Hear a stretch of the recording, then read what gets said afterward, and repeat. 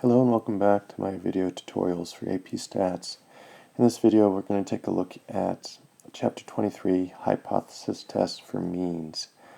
This is what I'd like for you to look at while you're working on your reading outline, especially the Chapter 23 reading example. Now, we were in Hypothesis Test for Proportions in Chapters 19, 20, 21, and 22, and we used family models called z-tests based on the normal model. And in these chapters, we're going to use t-tests, which are based on a family of models called t-models. And t-models are similar to normal models as the sample size increases.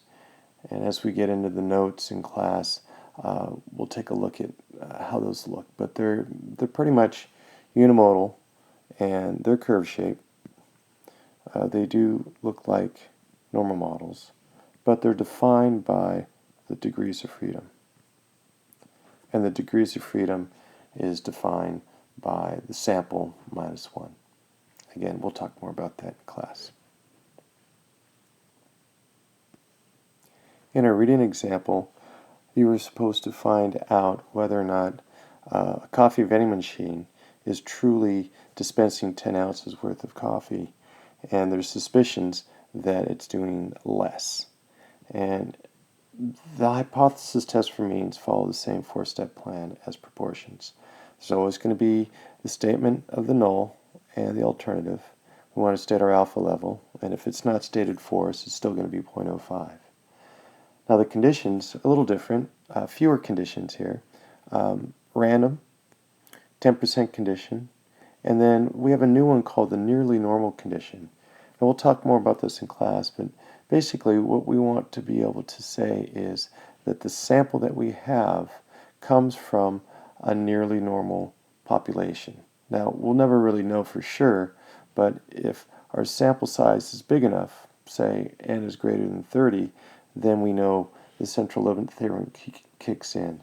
But we can take smaller sample sizes as long as there's not really big skewedness to the data. And again, we'll talk more about it in class, but these tests are very robust. So we almost always accept the nearly normal condition unless it's a really small sample size and the data is very skewed. But we'll talk about that later. Now here's a new phrase that you'll need to get used to. Since the conditions are met, we can use a t-model with 19 degrees of freedom for the sampling distribution of the mean. And now, since we have more tests, it's time to start stating the test. I will use a one-sample t-test. So if we go back to the previous chapters, you want to start naming the tests that you use. So one proportion z-test, two proportion z-test, and so forth. Now, our sample size was 20, so degrees of freedom is one less. That's why it's 19 degrees of freedom. Here we go. Now, in our, there they are. I don't know why the program did this, but here are our null and alternative hypotheses again. And I just put in the data. I put in the 20 data points in my calculator in L1, and I just did one variable stat, and I was able to get all this information. That I have to do myself. But we need to derive the standard error of the mean, and that's simply the standard deviation of the sample divided by the square root of the sample size. And it is 0.0445. Now we're going to take everything out to 4 decimal place accuracy for the standard errors. Now the t statistic is similar to the z statistic in that we have an observed, we have the null, and we have a standard deviation. In this case, the standard error. So we figure it out the same way. We end up here with a negative 3.48 t statistic. And if this is our t model, and again we define each model for the t by the degrees of freedom, it's still 3.48 deviations away from the mean. That's pretty rare. And we have this new way of finding the area under the curve. Instead of normal CDF, it's TCDF. T standing for the T models. So we plug it in the same way. That's the lower tail test.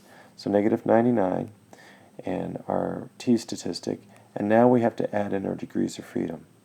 And it calculates the area under the curve for us. And then the conclusion is no different than our Chapter 20 conclusions, except for we're talking about means.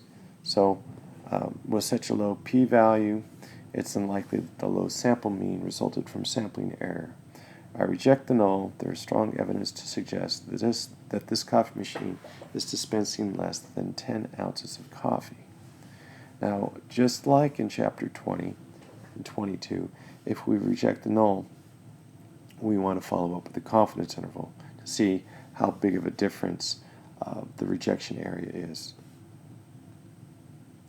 Now, for a confidence interval for means, it takes on pretty much the same as proportions. We have our sample, plus minus.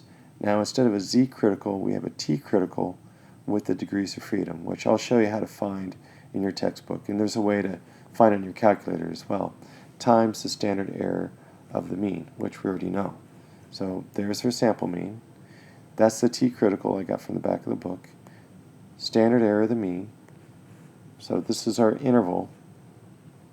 And then the conclusion's the same. Now instead of percentages, we're using averages. So we are 90% confident that the machine dispenses on average an average of between 9.77 and 9.92 fluid ounces of coffee per cup. So we'll talk more about all the little details. So I'll show you how to find t-criticals, but the setups are pretty much the same as what we had in last unit. I hope you found this helpful as you proceed through getting your reading outline done and your class example ready for class on Friday. We'll see you then.